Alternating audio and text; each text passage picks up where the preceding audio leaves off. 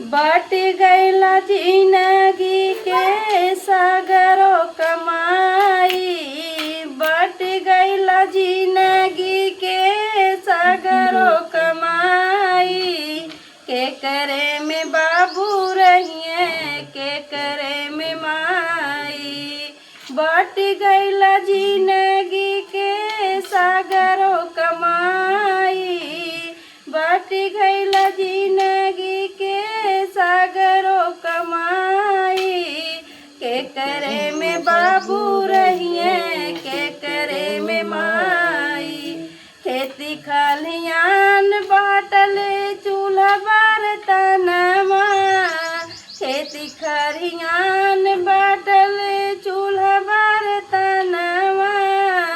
खटिया से मचिया बाटले दोनों बिरानवा, खटिया से मचिया बाटले दोनों बिरानवा।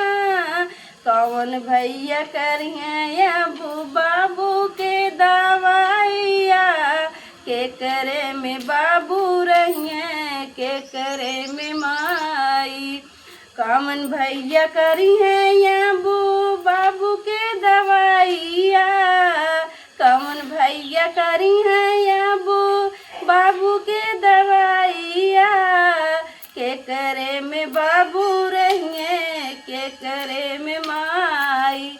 बाट गईली जिंदगी के सागरो कमाई, बाट गईली जिंदगी के सागरो कमाई। के करे में बाबू रहिए, के करे में माई। बाट गईला जिंदगी के सागरो कमाई, बाट गईला जिंदगी के सागरो कमाई। के करा में बाबू रहिए, के करा में माई। के करा में बाबू रहिए, के करा में माई। खिड़की दरवाजा बाटले ट्रैक्टर मशीनिया, खिड़की दरवाजा बाटले ट्रैक्टर मशीनिया। कैसल बटावल जाई एक ही बहिनिया, कैसे बटावल जाई एक ही बहिनिया। राखी के परब आई सबके बुलाई, राखी के परब आई सबके बुलाई। के करे में बाबू रहिए, के करे में माई। बाट गईला जिंदगी के सागरो कमाई, बाट गईला जिंदगी के सागरो कमाई। के करे में बाबू रहिए, के करे में माई।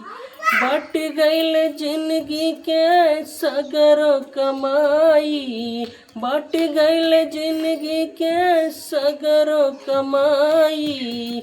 के करम में बाबू रहिए, के करम में माई। के करम में बाबू रहिए, के करम में माई। बाट गईल जिंदगी के सगरो कमाई, बाट गईल जिंदगी के सगरो कमाई। के करम में बाबू रहिए, के करम में माई। के करम में बाबू रहिए, के करम में माई। राखी के परब आई सबके बुलाई, राखी के परब आई सबके बुलाई। के करे में बाबू रहिए, के करे में माई। के करे में बाबू रहिए, के करे में माई। बाट गईल जिंदगी के सागरो कमाई, बाट गईला जिंदगी के सागरो कमाई। के करे में बाबू रहिए, के करे में माई। तो दोस्तों गाना कैसा लगा आप लोग को? और सच में ये हकीकत है, लोग धन दौलत के चक्कर में माँ बाप को भी अलग कर देते हैं और यही सबसे बड़ी बात है कि माँ बाप को अलग कर देते हैं। किसके लिए? पैसा के लिए। धन दौलत। कहते हैं ना बाप बड़ा, सबसे बड़ा रुपया। ना बाप बड़ा ना पैया, सबसे बड़ा रुपया। तो दोस्तों इसीलिए कहते हैं अगर माँ बाप खुश नहीं है तो जीवन में सब बेकार है। धन दौलत माँ बाप किसी की काम सेवा का करा, नहीं गया है, बनारस घर ही में करा।